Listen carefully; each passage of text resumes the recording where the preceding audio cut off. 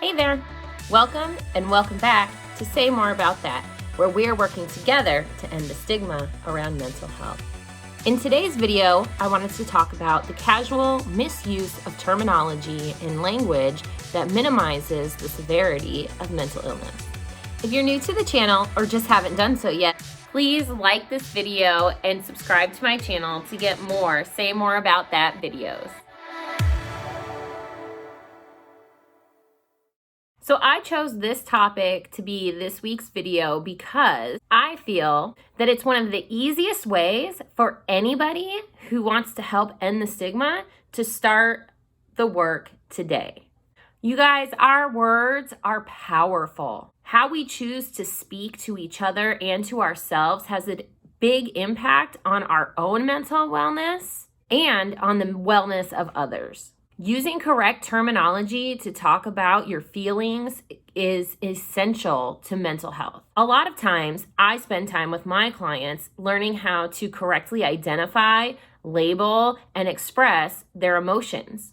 For people who struggle with mental illness, using the correct terminology is essential. As a society, over the years, mental health has become more common for people to talk about and more accepting in certain degrees. A growing awareness of mental illness and its impact has helped to reduce the stigma around people who suffer with these mental illnesses. But if we're disseminating false information or using terminology in an incorrect way, it's not going to help people to recognize if they are suffering from mental illness or to feel accepted and understood by those who love them. People using terms like crazy or psycho, oh my gosh, you're so bipolar, to identify mood swings, or girl, you got some real bad OCD when referring to a person's orderliness and cleanliness.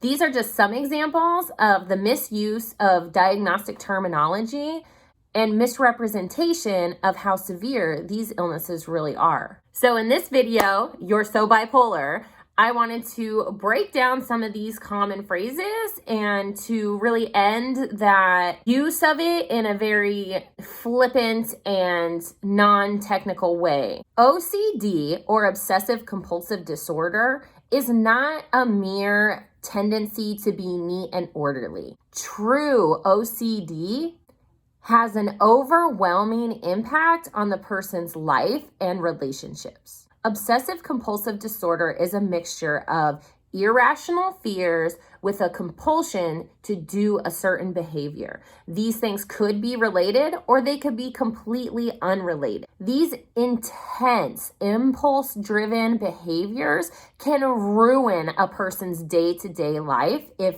they remain untreated. Imagine spending a large portion of your time engaging in a compulsive behavior that you feel like you have no control over, causing you to be late for events or a job, interfering with your ability to participate in family activities. It can interrupt your ability to be financially stable or to maintain healthy long-term relationships with a spouse or even your kids. Being bipolar is not having a mood swing. Your emotions can change hour by hour, minute by minute. It does not mean that you're a bipolar.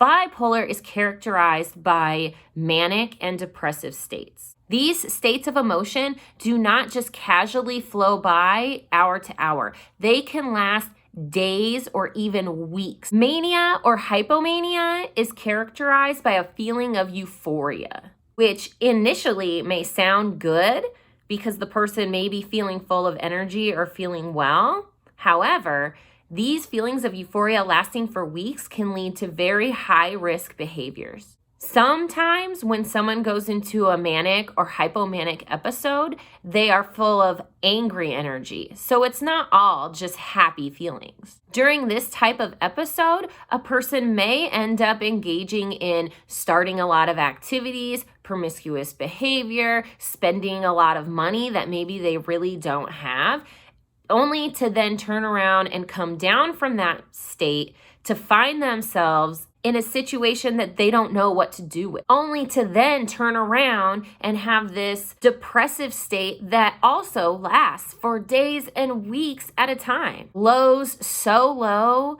that you can't sleep, you're not motivated to do anything, even start having suicidal thoughts. Bipolar is not feeling happy one minute and sad the next. It is a severe disorder with cycles that last a long time and are devastating to the person's life and relationships.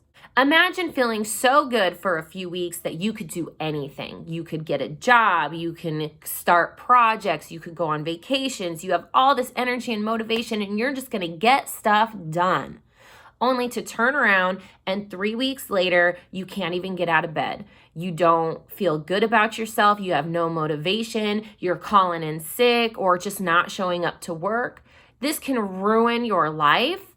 It can ruin your relationships. It is not just mood swings.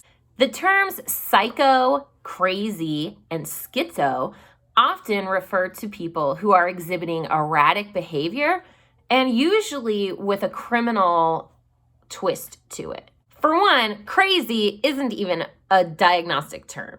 Nobody is crazy. Psycho and schizo are usually shortened abbreviations for schizophrenic and psychosis, two very lifelong and impactful disorders. And the fact that it's often associated with criminal behavior is actually the exception and not the rule. Often when we attribute those kind of terms of psycho, crazy, or schizo to another person, it's because we are being affected by that other person's behavior, whether it's their words or their attitude or how they're acting, and it's affecting us. When actually schizophrenia and psychosis affects the sufferer, the person who has it, more so than it does the people around them. All of the disorders mentioned are severe disorders.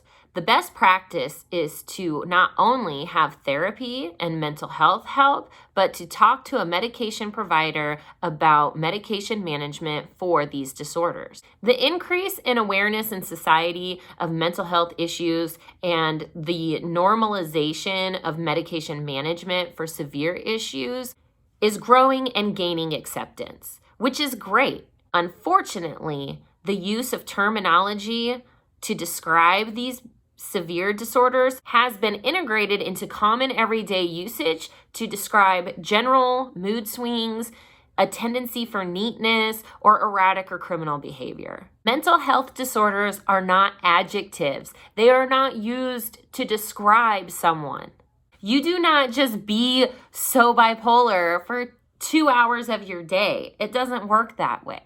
You are not OCD for the 2 hours it takes you to spring clean your house. So if you want to help end the stigma around mental health, start by noticing your language. Are you using these terms to describe your friends or family who are maybe a bit eccentric? When someone's having high and low all in one day, are you describing them as bipolar? When someone's treating you badly, whether they're using foul language or behaving erratically, are you describing them as crazy? Notice how you're using these terms in your day-to-day language. And I'm going to tell you guys, I've done it too. Before I entered the mental health field and before I had a better understanding and knowledge around mental health disorders and what they really are and how much they really impact people, I would use the same kind of language. I've called people crazy who have broken into my car, or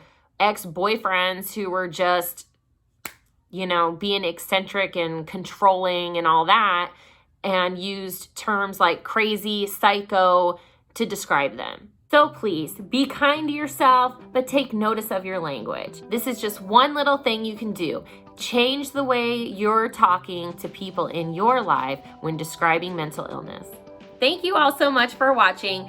Please hit like and subscribe so you don't miss out on the next Say More About That video. If you enjoyed this video, please share with your friends and follow me on all social media platforms. And please, please, please be kind to yourself. The world is a better place with you in it.